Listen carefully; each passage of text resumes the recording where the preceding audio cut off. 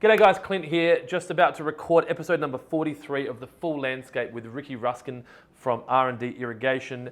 Ricky is based in Victoria, so we are recording this over Zoom. We've been trying to do this for a little while. We've tried to communicate when I was in Melbourne last, we tried to catch up. He reached out to me recently and said, hey, now's a good time, let's do this. Obviously they're in a lockdown stage, but they're still operating. Ricky is a former irrigation store assistant manager to IC who moved into the installation business 3.5 years ago and now has a team of 4 working underneath him doing commercial irrigation installation in Victoria. So this could be a very good podcast for any of you out there that are looking to move into that space or that are currently in that space, give you a bit of insight about what he does. If you are enjoying this content, please like the video and subscribe to the channel. We would really appreciate that. And if you've got any questions or comments, stick it in the comments section below and Ricky and I will get to that for you as soon as possible. Thank you for your attention. I do not take it for granted. I hope you enjoy this one.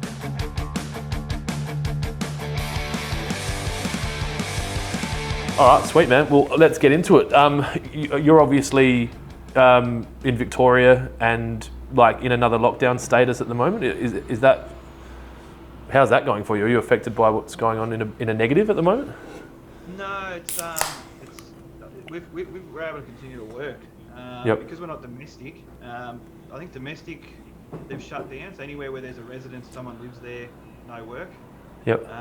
But being commercial, councils, they've just sort of said make sure we're safe, masks, distance, all that stuff, and we go as normal. So a certain number of people per site. Is it got to that point where they're dividing crews down into? Not for this lockdown. So the big one where we were down for 6 months, whatever it was, we had 5 per site, which was a bit of a challenge. Yep.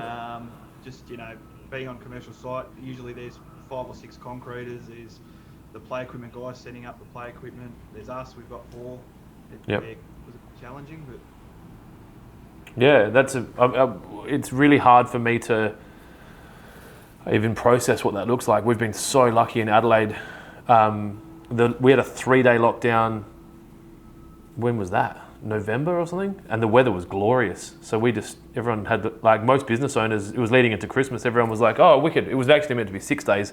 I think everyone was like, oh, sweet, we'll just take 6 days off. Then we can tell all our clients that the reason their jobs aren't finished is because of COVID. And we'll just like chill in our pools. But it didn't quite get to that. So I can't even begin to fathom the challenges that you've had to deal with. Obviously, you've had some experience with COVID now. I guess how much easier was this lockdown to what you've experienced before? Like what preparations had you not have to think about now that you kind of you're ready to go? All the safety stuff. So we've got, I still had masks in the car from the last lockdown. So now I have to keep masks in the car pretty much all the time. Yep.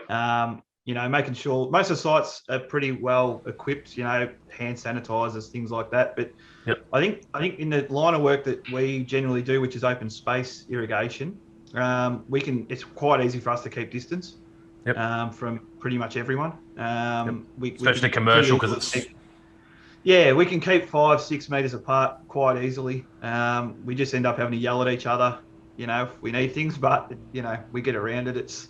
I was pretty lucky, even though, with the last lockdown, I was only 2 and a bit years into the business and it actually grew for me during that time. With all the stimulus going on, I was quite lucky compared to a lot of other people. Yeah.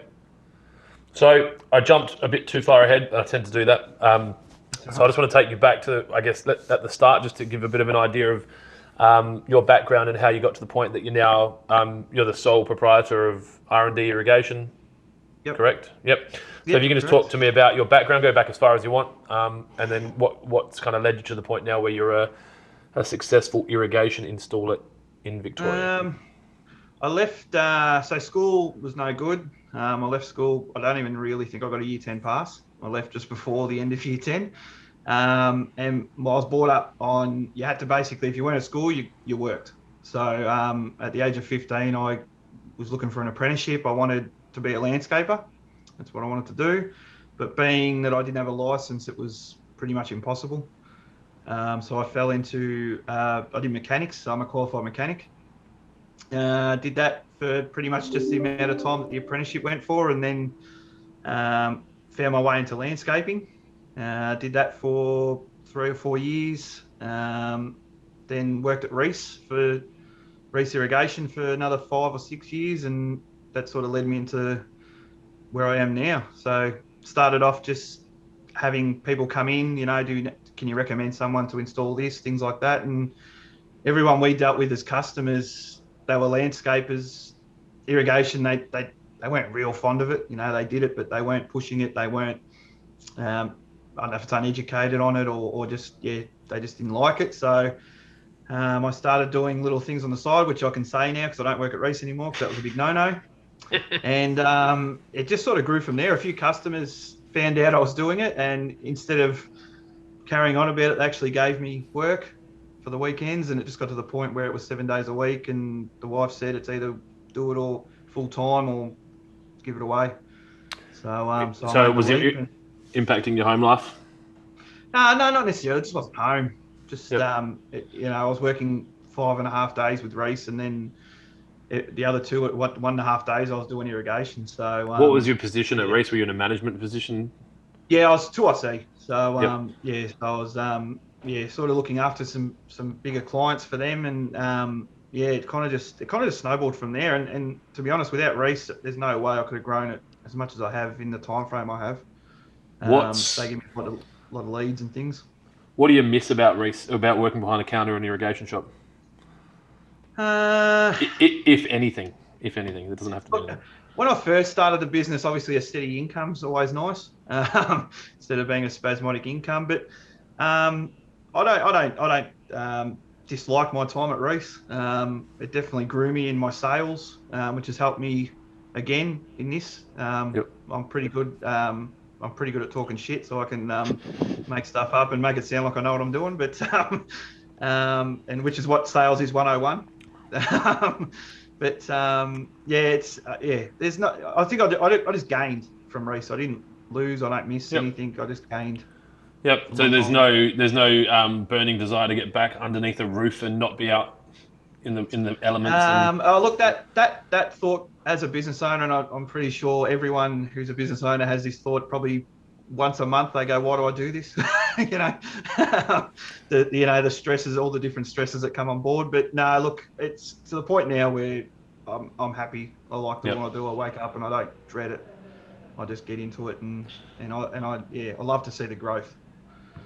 Yep. So is that talk to me a bit about I guess the business that you've got now? I think you mentioned you had 4 staff earlier then. Yep. So how old is the company? So the company's been going for about 3.5 years now. So pretty much almost 4, I think. So it was just you to start with? Just me to start with. And then my brother came on board. So he works with me. Yep. And then it's just grown from there. I've got another 2 who are casual, who are basically full time. They work 5 days with me, and then I've got another probably 2 or 3 that I call upon as subbies. Yep. When I need it, when I've got too much work on, things like that. So I've got about a 7 to 8 sort of person team that I can rely on. Yep. So was it a difficult decision to bring your brother in? Obviously, you hear stories about family and I guess I don't have any. Actually, I've got a lot of family in the business now, kind of very extended. But it wasn't my first hire. Was it an easy decision for you to hire your brother, or? It was, but I'd worked with him before. Yep. So when I was landscaping, when he left school, he helped us out. So he'd work, just spasmodically when we were really busy, and even back then I was his boss. He was 17. And, he's younger than you? Yeah, younger than me. Yeah. So I'm 32. He's 26 now. Yep. So he even back then when he was 17, I'd tell him to do or ask him to do something. He wouldn't argue. He wouldn't be smart. Yep. He'd just go and do it, and he's still like that to this day. He's definitely part of the reason. I've even he's recently I've given him his excavator license recently, which was holding me back a little bit because I was the only one that had it, and he's he made a comment. I've taken full advantage of that now, so I'm hardly on site now, and he's basically. So he wanted the excavator ticket. He's got it now, and yeah. Well, it was more we wanted a pay rise, so we got to the discussion, and he's the right hand man. He gets paid accordingly. He sometimes makes more than I do. As a business owner, I take only what I need. So, Yep. but yeah, he's taken it all on board. His clientele relationships are good. Everyone knows him. Everyone talks to him. I can send him. I don't have to go. And yeah, that's definitely the stepping stone. That's how it's got to go. That's how it will go in the future. The two of us will sort of do it side by side. But yeah, I do get that question a lot about him working together. Actually, he actually lives with me too. So we're actually with each other 24/7. Yep. I don't think there's a wrong or right around that, and I think there's a lot of negativity or like negative comments about hiring friends, and I just don't see that. I think if you're both mature enough about it and you have a clear understanding around the relationships and what you're doing, then I think it works fine. And I was just very curious. I think it's personality too. I think it comes down to it. My father-in-law and his brother worked together. They butted heads. That didn't last very long. I think it just comes down to personality. I got warned very strongly from my father-in-law about hiring my brother, just from his experiences. But the personality, I think, is a big thing too. We get along really well. Well, you can trust him as well. Like you've got those. I trust him. Yeah, he trusts me. He knows I'm looking after him. Yep. So yeah. So what does a day in the life of Ricky look like at the moment, and how does it differ to what it looked like 2.5 years ago? It's a different type of stress. It's probably the stress that no one warns you about when you start a business. Everyone sort of, gives you a bit of warning or something. It's usually about chasing money or getting work or things like that. But now we're at the point where there's just too much work and it's a struggle to think and manage all that. That's probably the hardest part. Like at the moment, we've got 5 projects on the go. We've just won another 2 in the last couple of hours. And these are bigger projects. Obviously, we're not talking like front yard 4 pop-ups. They're all school commercial projects. So they're minimum 3 weeks each, things like that. For your whole team, you put your whole team on one side at once and then just get it done, or are you jumping around? Well, I am at the moment because we've got a big one on at the moment. But we'll start splitting them up, so it'll be two on each side at a minimum. Yep, and you've got the and are you not one of the 2, but will you be on site or are you kind of full time running the business now?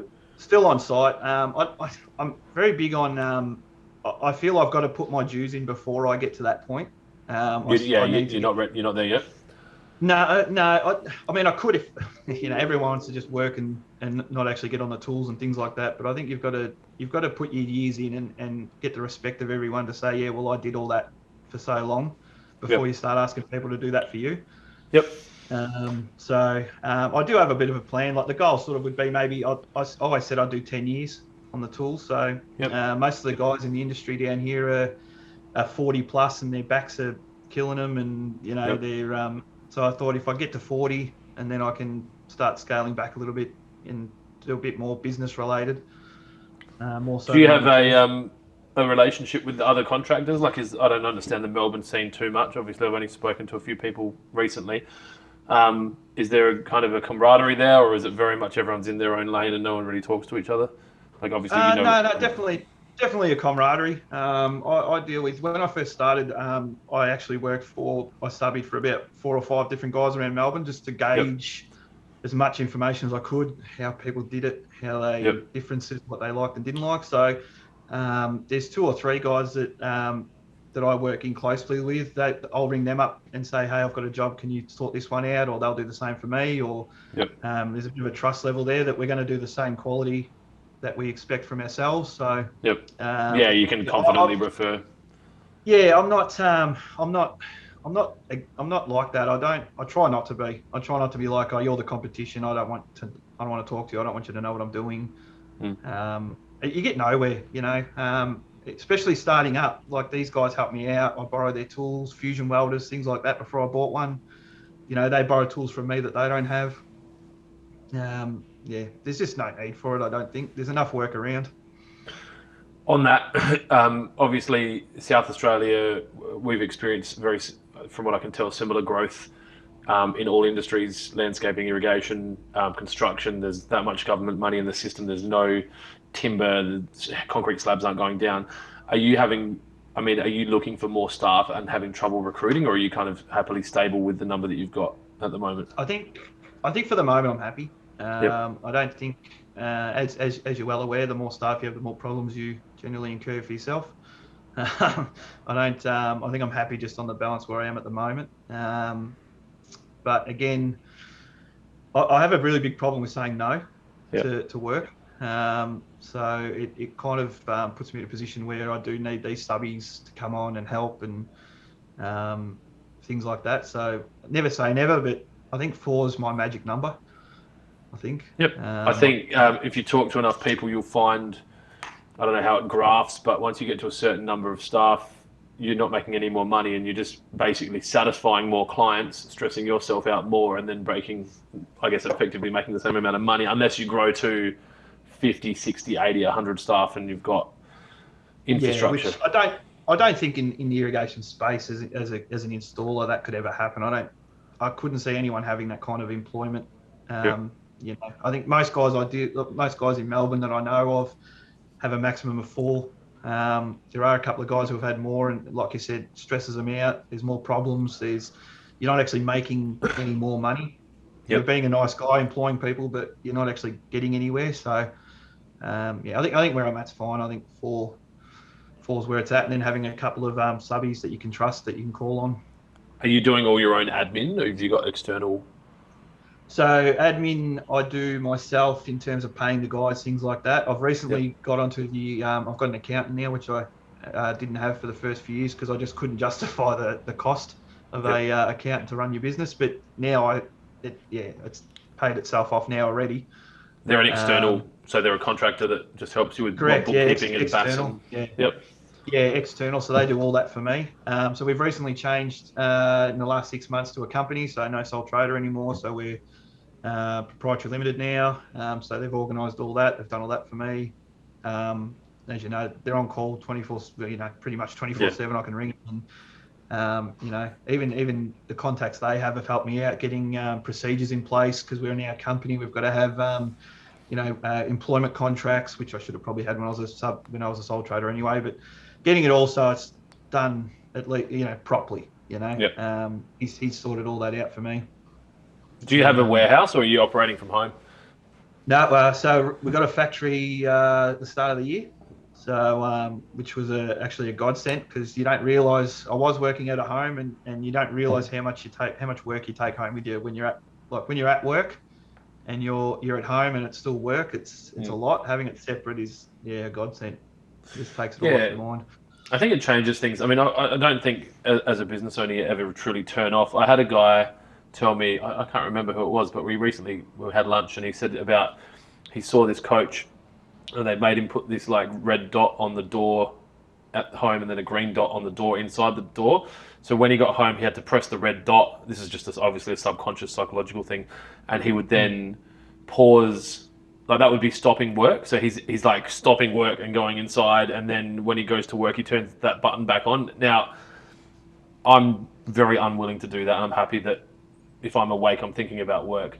But I do get what you're saying about that separation. You can't just kind of walk outside and put a manifold together at 8 o'clock, And that's what was happening. So we'd get jobs, you'd have to put together 30 valves, and I'd be there, on a Sunday at 8 o'clock putting valves together and things like that. I mean, obviously I still do quotes. I still haven't locked my office. I'm in the office now at home. But I still do quotes at home. I still work till 8 o'clock at night doing quotes and, things like that. But I think just knowing that it's separate in the back of my mind, I'm still getting that transition of going to the factory to do things. That'll come. Is it close to home? It's 5 minutes down the road. Yep. Yeah. So I don't have to go through a main street of town. I don't have to do nothing. It's just down the road. So even getting there in the morning's easy. So. Are you using Xero for your accounting, or have you got it's all Xero. I've never had anything else. That's what I started with. So that's what I've stuck. So you didn't have like a job, like those kind of like contractor job apps that you kind of schedule your jobs in and. When I first started, I did. I had like High Pages. I think I was registered with High Pages, things like that, which they have some sort of system like that. But that lasted all of about 5 minutes. Because what, you'd stopped using them for leads? Like you kind of established yourself enough that you didn't need to do that, or? I had no intention of doing commercial when I left, when I And started this. that's what you do now? And that's all I do now. I do one domestic a year, Mate, if that. if I was to stop doing operating shops, I would never entertain residential. It would only be No, commercial. Like, I had no. Well, see, when I left, I had no intention of hiring staff. I was, all I wanted to do was make more wage at Reece, and I was happy and not work a Saturday, and I was happy. yep, 5 days a week I could do, and yeah, then yeah, I did that for 3 months, and then that yep, was it. yep. People were ringing me. People were just guys that I used to deal with through Reece. Can you quote this? Can you quote this? And all of a sudden, I've got to buy fusion welders and hire guys and excavators, and it just grew really quickly. Have you maintained a relationship with the store that you were working at, or have you are you a bit more flexible now? 100%. That's where my store. That's where my parts come from. Yep. So even though I've moved away from the store, I'm now 40 minutes away. They're still the guys that service me. Yep. At the moment, they're my sole provider of product. So the Reece injection they give the staff when they start there, you kind of. I think Your blood I changes. understand. I understand. I think a bit more than a few others in terms of because I know the behind the scenes. Yeah. There's always this thing about Reece being too expensive and things like that. But Reece can get me a delivery in like an hour and a half. Yeah. What? And there's no other independents that can match that service over there? Not necessarily, no. So not with the volume of stores. So your competition here. There's another company like Smart Water. They've got a few around Melbourne. Yep. I've spoken to the guys a few times. They can get me deliveries, but I'm too unorganised to be 24 hours notice. Yeah. That's never going to change. I deal with hundreds of landscapers and irrigation contractors, and our business wouldn't be what it is today if they were more organised. Like we are, like I guess from a delivery standpoint, this is not meant to be an ad, but just in the context of the conversation, we're doing deliveries within the hour regularly, and Adelaide's a lot more geographically traversable. Like we can get to a lot of places in 30 minutes, whereas obviously Victoria is a bit denser and harder to do so. But now that we've got that footprint, but just very interested to know. Like every time I'd been to Victoria for the Melbourne International Flower and Garden Show, a large majority of people were talking that they were a Smart Water client. Like it was very much the high-end residential landscapers that I was dealing with. A lot of them were down that space, so it was just interesting to hear. It feels like it's kind of a 2 or 3 horse race in Victoria. Obviously, Reece are always going to be one of the horses in whatever race is happening in whatever city. But just curious to see how that relationship had maintained. I think the biggest thing that gets me with those other guys is all of them have an installation team. Yeah, see, I don't. I understand they're probably not my competition. I know Smart Water do a lot of residential stuff, which doesn't really bother me too much, and they do some ag stuff, which I don't do. But I just that's still in the back of my mind. In the fact not a surprise to me at all. Yeah, if I have a tender that I'm quoting for and I send them a parts list and they may not know about that tender and they may want to quote it, then I've got another person I'm quoting against. I think that's probably. Look, and they can say it's not, like, that's fine, but it is, like, and anyone would do it. You guys would be the same if you guys had an install team. There'd probably be times where you go, oh geez, we didn't know about this golf course getting done, or things like that, and trick is in your brain and goes, oh, we should quote it or whatever. It's going to happen. We don't have an install team for that purpose. So I've never, actually not true, I have installed. We had an installer working for us and it didn't work. That was very early stage, but I'm on the same page. Like, I struggle to see how a contractor can confidently buy irrigation from a reseller who has an installation team, because exactly what you're saying, there is no way that store can have that separation of power where they're like, do not tread on this person, because they're always going to put themselves first. So of course, and I would do the same thing if it was my business. It's nothing against them personally. That's just how business is, and they're always going to beat me in price because they. Well, there's that gap there. Yeah. Yeah, that 20-30% margin that I'm paying, they automatically are in front of me. So look, I very much love the wholesaler, manufacturer, reseller, installer, retail. That is exactly how I think it should be. And I think at some point it's going to hurt me, because I think as the world becomes smaller and that the internet makes things more readily available, that separation of power is going to get broken. Yes. But for now, it's in a beautiful place, and I guess a company like Reece and I will not see eye to eye on a lot of things. But I think that very much, if you quizzed the highest powers of Reece about that, they'd be on the same page as me. It's like, we specialise in the supply of materials. That's what we do really well, and we leave it up to the contractors to install the materials. And they're two separate things. We stay in our lane. Yeah, So. correct. There's things about Reece I don't like, and there's a reason why I don't work for them anymore. But it doesn't really affect me personally in business anymore. So that's how it is. So. No, and I get the whole, like, obviously I worked for someone in an irrigation business prior to starting my business. I went out and did installation, and then I transitioned into opening a shop. And I know what you mean about understanding the internal processes, because I would ring up and order something and they'd be like, no, we don't have that. I'm like, you do. There's like 8 of them. They're on the shelf out the back. They're on their dead stock, or just make sure you don't send me that one, because I know that one's faulty, or like, I know what margin you've been selling these for. Can you just give me the trade price that you were doing here? Like, I understand it, so it probably gives you a bit of an inside run, and that you can trust those guys. I couldn't remember one thing that was the cost price of one thing. Like, it's all out of my brain. I know roughly what I should be paying, and that's about where it sits. Like, a lot of guys said that when I first started. They're like, I'm sure you opened up your account before you left and set your pricing really good and all that sort of stuff like that. But what's the point? They're just going to change it when I leave. Like, if they sell me something and they realise, oh, geez, that's cheap, they're just going to change it. So what's the point? You know? I think for me, I try to work on value more than price. Like, when we're talking to our clients, there's a commercial reality that we need to be competitive in the market, and the same with you need to be competitive in the market. But there's also this understanding that everyone along the way has to make some money, and if as soon as you don't, the relationship's going to break down. So as long as Reece are making their money and you're making your money, and then your client's getting the job that they want, and it's not, and you're in the market. Yeah, I mean, it hasn't affected me one bit to buy from Reece. Like, I've never been outpriced because of materials. And at the end of the day, I might save 3-4% buying it from somewhere else, but at the end of the day, it's the customer that's paying it anyway. So you're it's not comfortable with it directly out of my pocket anyway. So I'll be interested to know that. Obviously, you've worked at Reece for long enough that you would have been kind of across their own brands versus other brands. Do you have a brand that you like? Like, are you Weathermatic, or do you Hunter Rainbird, or are you a blend of the? Do you pick and choose the eyes out of the valve, the sprinkler, the whatever, or is it specification driven? Like, where do you sit with all that? Specification driven. I have no alliance to one brand. Weathermatic is no more anyway. They don't sell it anymore. That might be a little insight for you. But they,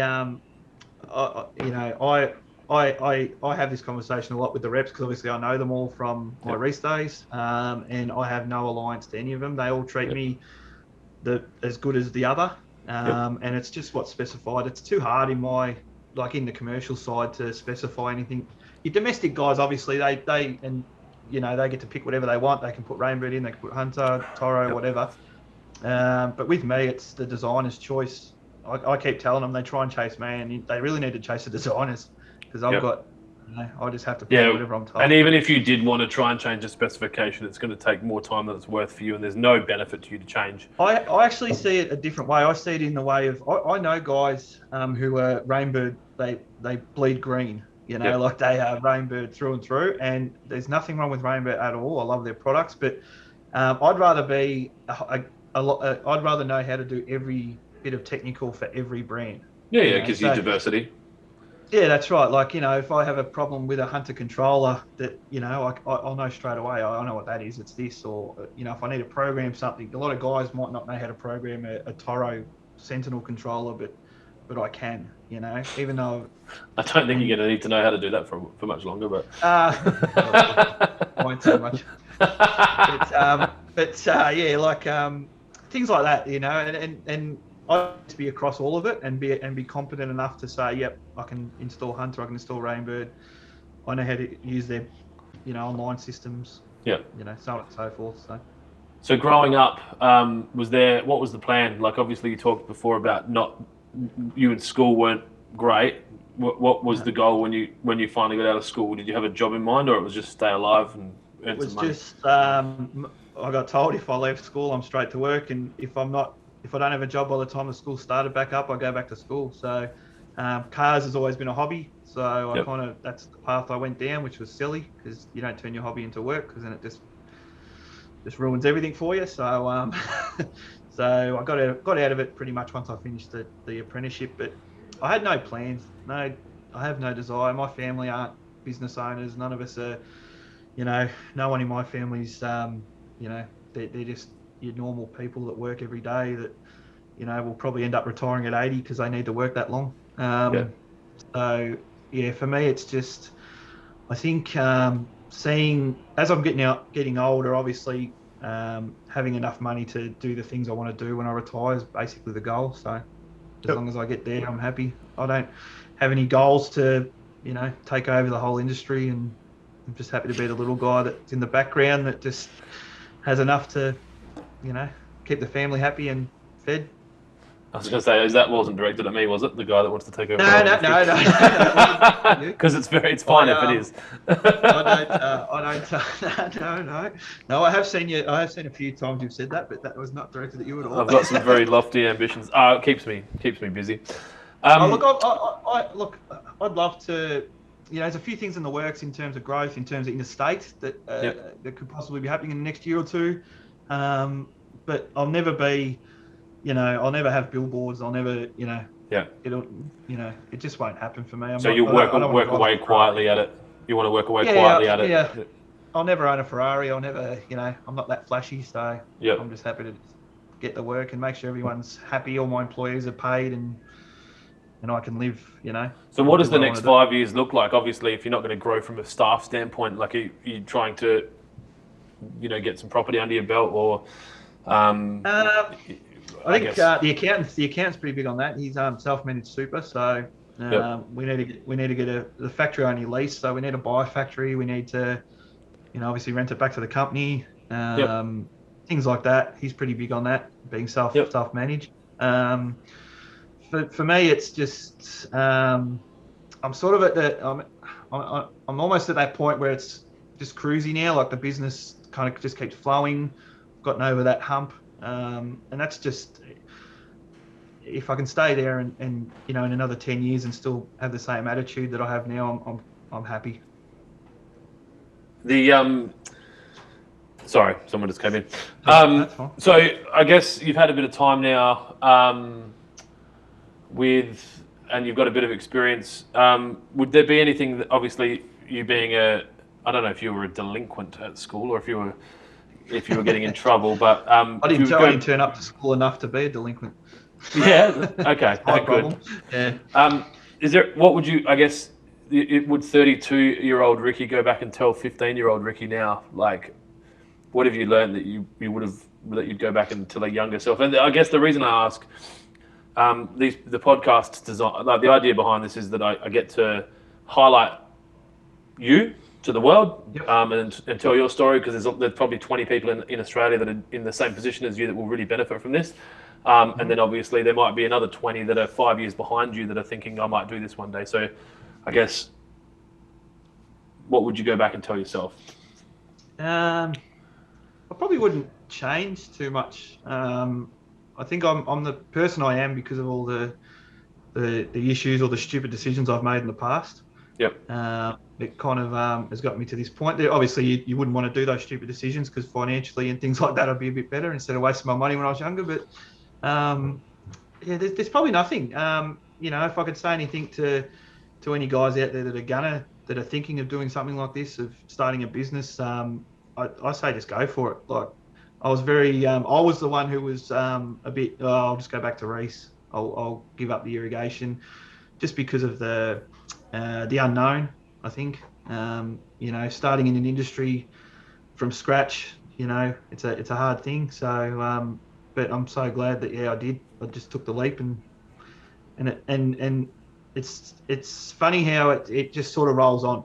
So like when I first started, I remember sitting there, it was a Sunday and I had 2 days of work and that was it. And I'm going, how the hell am I going to do this?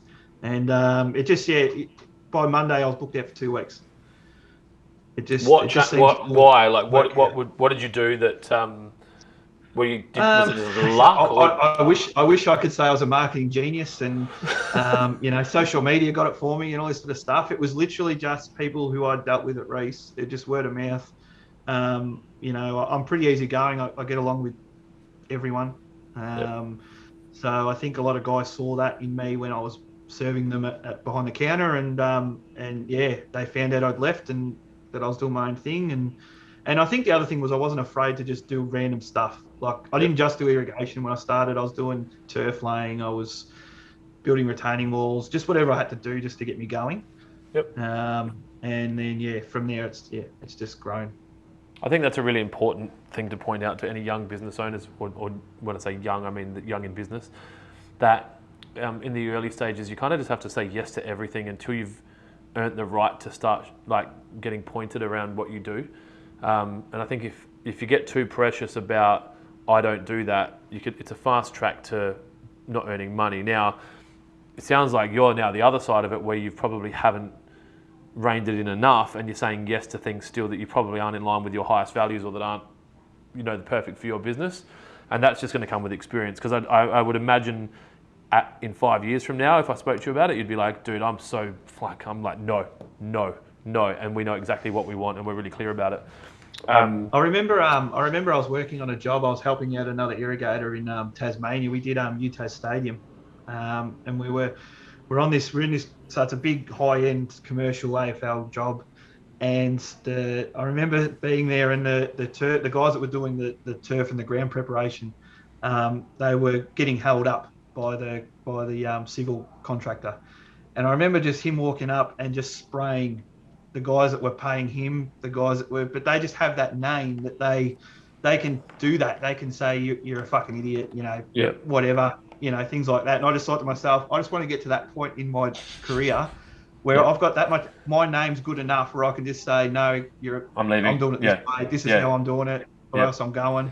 It's a silly goal, but it's it's funny, man. Like it's not, and it's your goal, and that's fine. I've got a similar thing. Like I think one of the reasons why I'm trying to grow into such a big company is so that when someone does something that's not in line with how I think it should be from a value standpoint, like if a manufacturer, like we talked before about, shops not installing.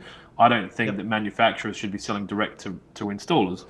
I want enough hand that I can go, if that happens, and I just close that account and it's a $400 million problem for them. That's probably a bit extreme. Say a $40 million problem for them, and they're like, oh shit. And it's very much in line with what, and I don't know where that stems from. If it's like if someone hurt you early in business and you're like, oh, I just wanted to, but I remember the same for when I was at Reece. There's some customers there who spend big money, and that if they cracked it and they left, it would hurt for a few months. It would take a while to recover. You'd recover eventually. No one's going to take down a company like that, but just to have that attitude. I'm going to try. You can go for your life, mate. Doesn't bother me. But in terms of it's just I think if I ever got a name like that, I'd be wrapped. Because sometimes you just do want to turn around and tell people what you think, and sometimes you got to shut your mouth because they give you $1 million at work, and then you're like, okay, well. It's really funny, man. Like we, I don't know how much of our social you've seen, but we've got 12 immutable laws, and if people if people are rude to my team, we shut it down pretty quickly. And I've walked away from, not millions, but hundreds of thousands of dollars of turnover because of it not being in line with our values, and the benefit that it brings you from staff retention and respect. And I mean, it's really scary, and you've got to have some large nuts to go up. We're just going to walk away from this, but it comes back full circle. So, well, it's funny. It's funny you say that because I've recently hired a female, my first female on site, and that's actually opened my eyes for that. Just going back to what you were saying about like respect and like with staff and things like that.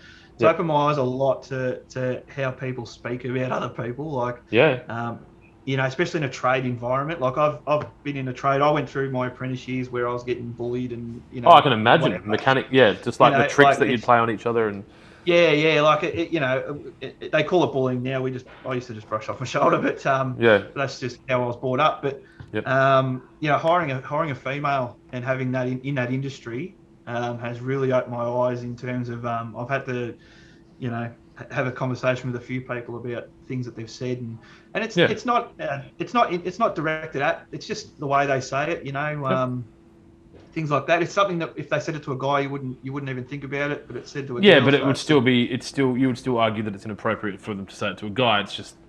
It's different.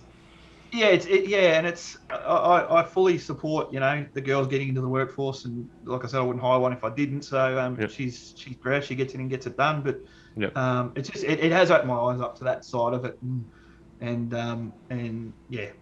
I'm a big fan of diversity, but not for the sake of diversity. So I like the idea of us having a very diverse workforce, provided that the people that are doing the job are the right people for the job. Of course. And that's the other thing too. A lot of guys, I remember when I hired a few guys like the plumbers and things that I know, they all said, "Oh, good on you," but I couldn't do it because I'd be too scared of this, or, getting sued for something, or I say something stupid and they take it the wrong way. But I think in the other aspect too, the employer has to have that. They've got to be pretty open-minded when it comes to that stuff. They can't come in and say, they can't be too precious. It's probably the wrong word, but you get what I mean. She's Hannah, who went for me. She's she just cops it on the chin and tells them to get stuffed, and some other words that I won't repeat. But like she's one of she's one of the guys. But you're right. You can't just hire just for the sake of it. You need to. They need to be the right fit too. Yeah, culturally it makes sense. I'm interested to know what is something about the irrigation industry that if you could change it with the stroke of a pen, it doesn't happen anymore, or it starts happening. Is there something that happens in the industry that kind of has always bugged you that should be different, or that that you would change if you had the magic pen? Regulations. Talk to me a bit about that. And not for the reason that you're thinking. I find irrigation's very, because there's no regulations behind it, it's very opinionated industry. Yep. So it's what that person believes is the right way to do it. And I find, especially with designers and specifications and things like that, I've butted heads with a few guys just on the way things, I don't feel like it's just an opinion. And if you get two people that are too opinionated that want it their way, then they're always right and you're always wrong, and it goes vice versa. As in, it hasn't got to a point where it's been government legislated, but you've got specification, opinion kind of thing. Yeah, kind of like a plumbing regulation. So like this is the depth we put pipe in. This is this is how a solenoid valve is installed. This is, and you're saying like that. So in the plumbing industry, there's actually the plumbing industry standards, or the whatever, the AS 3500 or whatever. And obviously that flows onto irrigation a little bit in terms of your backflows and water. But basically up to a master valve, and then it's done. And then it's a free for all. So and usually your master valves, within a meter of your tapping. So from that point on, the whole job, I like the job we're doing now. There's like 9 kilometers of pipe work, and 40 valves, and you just sit there and I could do whatever I wanted. You know what I mean? And I think that's what needs to change. It probably will take a long time for that to happen. That's a 10-year thing, maybe 20 years, and it's going to come down to the. I think for change like that to occur, it really takes some passionate people to get together and actually champion that change. And I'm on the board for the Master Landscapers Association over here, and I've had limited interaction with the Irrigation Association of Australia. I've had my opinions about how that's run. I've kind of come into it and come out of it. But it's a really challenging thing to try and get a group of 10 or 12 people together, represent an industry, take that industry representation to government, lobby for change, get it implemented, and then so it's really going to come down to how Irrigation Australia can do that. And I think that they are. I think that they're actively trying. I think they actually are actively trying. I know when I first started, I reached out to join with them and I was asking about the Cert 3 qualifications and all that, but it's not really this is no dig on them or anything like that, but it's just not, the government still doesn't regulate it. So my biggest thing was, if I did the qualification through them, could I sign off on irrigation? So like if someone wanted a plumber certificate for the irrigation system, can I do that with their qualification? Well, no, you can't. Yep. You've still got to be registered with the VBA. Yep. For instance. So So why I've do gone it? down. Yeah, so I've gone down that path. So Yep. but again, like, they're probably not that far away, because obviously their course is government registered. Like, it's obviously a thing. Well, I think they've now got funding from the government for the cert stuff, which is the first time they've had it, and that's only a recent thing. But there's also a lot of disconnect in the government departments as well. Like, just because there's a government funding the training doesn't mean that the government that legislates the law. Of course, that's So, right. And it's a little, it can get annoying, I guess. It hasn't really happened to me yet, but guys that can just, well, I suppose I did it. I just packed up and started an irrigation business, and there was really nothing I needed to do. Yeah. So. Well, and that's the funny thing about regulation.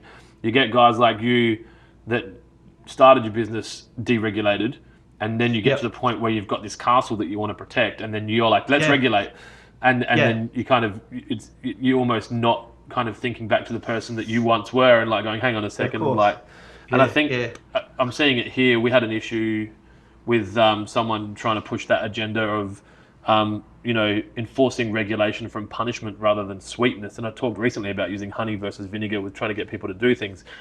Getting the adoption of those regulations and getting the legislation changed is a job for someone with heart, and a job for someone that cares about people and thinks back to those days of like when they were once there, and like tries to support the industry to grow rather than threatening them with fines and jail time and punishment for not doing it. And I think that's why it takes so long, because we're not a dictatorship. It is a democracy, and it takes two levels of government to vote through change, and I think it's going to take time. Thankfully, I think if that's your biggest thing that you'd love changed in the industry, I think that you're probably lucky that you'll see it change in your time. I'd be surprised if it does in my time, to be honest. No, you shouldn't. Like, you reckon before you retire that there still won't be regulation in irrigation? I don't think so. And I've heard rumours of some higher regulations coming in for landscapers. They've actually got to be registered to do retaining walls now. That's coming in South Australia. If you don't have a license to build a retaining wall, you can't build a retaining wall. See, in Victoria, I could build a retaining wall as high as I want, as long as it's not here. You need a license for retaining walls up to 1 metre. That's one license, and then retaining walls above 1 metre is another license. See, when I was landscaping, that's a big part of what we did. We did retaining walls and that. And I never got qualified as a landscaper. I did so long in it, but I just didn't see the value. But the guys I was working for, we were smashing retaining walls up, 2-3 metres tall. And I have heard rumours that the building authority here is changing all that, but obviously it's going to go through those pros. Irrigation's going to be down the bottom. It'll be the last year. It'll be like garden lighting. It'll be And it's funny. It's almost, if you looked at the things that a homeowner removes from their house first when money gets tight, it's those two things. So irrigation's always last. They got $20,000 worth of like mature plants that aren't irrigated because they didn't want to spend $3,000 irrigating them. But anyway, I can tell you a story. My neighbour landscaped his front yard, and he had 15 squares of buffalo laid. And I said to him, in the garage, I've got a full irrigation system. You can have it. There'll be pop-ups. There'll be pipe. Go for your life. He's like, nah, I'm not interested. I'll stand out here and water it. I don't mind sitting with a beer. That lasted all of about 2 weeks. And then he's asking me how we can put irrigation in. Retrofit it. Stuff in the lawn up. Yeah. And I get it all the time. I just love people. Mate, we get it daily in store where people are like, oh, can I just put sprinklers on one side? I mean, you've been behind a counter, you know what it's like. So I guess in the same vein, or a similar vein, what's something that a misconception about you and your company, or something that you wish the whole industry knew about what you do that might be different to what people think about you guys? This is your opportunity to set the world straight. Yeah, I don't know. I don't know what people think of me. It's probably one thing. I haven't had any negative things about me. Everyone's been pretty welcoming. I mean, obviously, commercial irrigation is your focus. Yeah. Yep. Yeah, so commercial irrigation is basically all we do. Yep. Is that You know, and the industry knows that now? I think so. I think most guys in the industry as well in Victoria know that there's guys that they specialize in doing sports fields. That's fine. We do a lot of parks and open spaces, so we'll stick to that sort of side. Yep. I think the main thing was just we do try to, yeah. I guess one of the values that I try to get into the employees is that we do everything as per the specs. Like we don't cut corners. Yep. I hate rubbish in trenches. It does my absolute head in. Guys that throw, tapping saddlebags into the trench and then backfill them, does my head in big time. Yep. And I think what opened my eyes with that is we actually dug through an old tip once for a job. They turned it into a sports field, and we were digging down 400-500, and there were still plastic bags. There hasn't been a tip for 20 years. And I think that opened my eyes up to that pretty big there. But I'm no environmentalist by any stretch of the word. But yeah, that's just cleanliness, though, isn't it? Yeah, it's just things like that, stuff like that just gets me. Offcuts a pipe, throw them in the trench. Guaranteed that's where it leaks, and then some poor bloke does a repair on the wrong pipe. It actually happened to me at the start of the year. We were digging up, we were moving a system off tank water to main, so we had to tap into the ring main, and we couldn't find. We found this extra pipe. We couldn't work out what it did, anything like that, and we ended up. We sat there for about an hour trying to work it out. We ended up just excavating it. And it was about a 2-meter piece of offcut poly that was just thrown in the trench. So I just wasted 2 hours of my life that I'll never get back. I've got one more question for you. This is a question that I've asked a lot of the recent guests. Now, imagine I've got a magic wand and I can make this happen for you, and I'll put you in any job in the world, any location in the world. You're fully qualified to do the job, and that's your new life. Would you change from what you're doing? And this is anything in the world: heart surgeon, racing car driver, fighter pilot. If you would change, what would you do and where would you go? I wouldn't. You love it that much?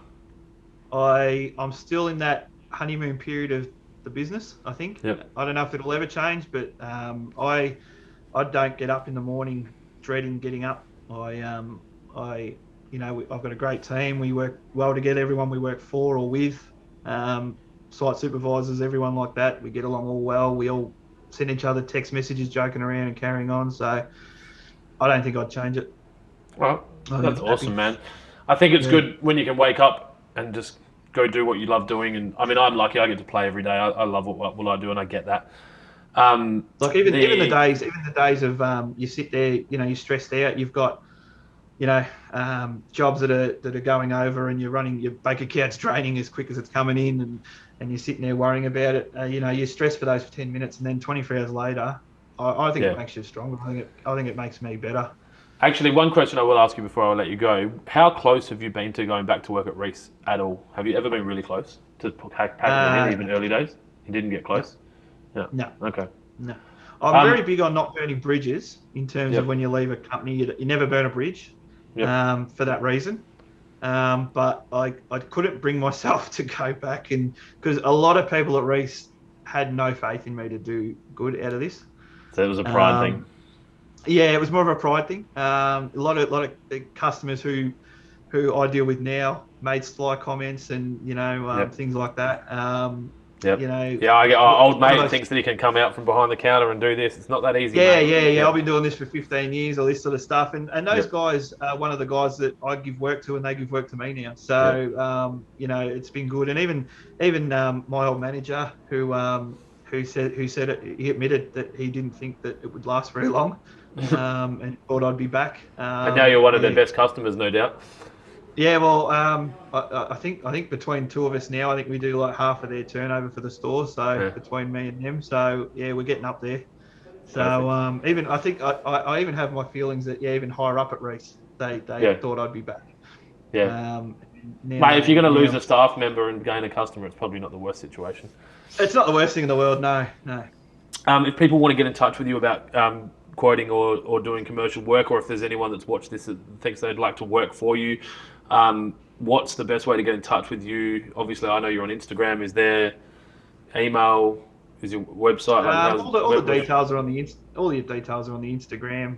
Yep. I've recently, my brother's been pretty big on getting all that set up now. So apparently we're on Google now.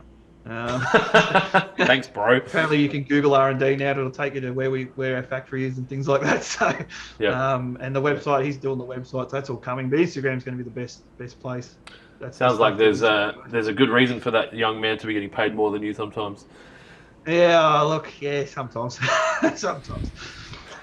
We'll link up all of your details in the podcast, in the comments below for this on YouTube for everyone watching. Anyone listening on audio platform, if you've got any questions or comments, send them through to us via Instagram. Obviously, Ricky's R&D Irrigation, or R_and_D Irrigation. Is that right? It's the Instagram. Can't put it all together. But we'll post it all there. And yeah, thanks very much for doing this. I really appreciate it. I wish you well. I hope the lockdown kind of clears out quickly, and that Melbourne can kind of move back into whatever normal is. Hopefully, look, I say this now, and it's a joke. I'm loving no traffic on the freeways. You know, things like that. It's like school holidays, isn't it? No school, yeah, it's great, but obviously there's a lot more people that are in worse positions than I am. So that's right. Yeah, that's right. I get it. Change. All right, man. Thank you so much. I will close it off there. I really appreciate your time. Okay. I better go. I've got an irrigation training session in half an hour. I've got to get ready for. All the best, and yeah, I will. Thanks, when I'm in Melbourne, we will catch up. Yeah, definitely catch up over beer or something. For sure. See you, man.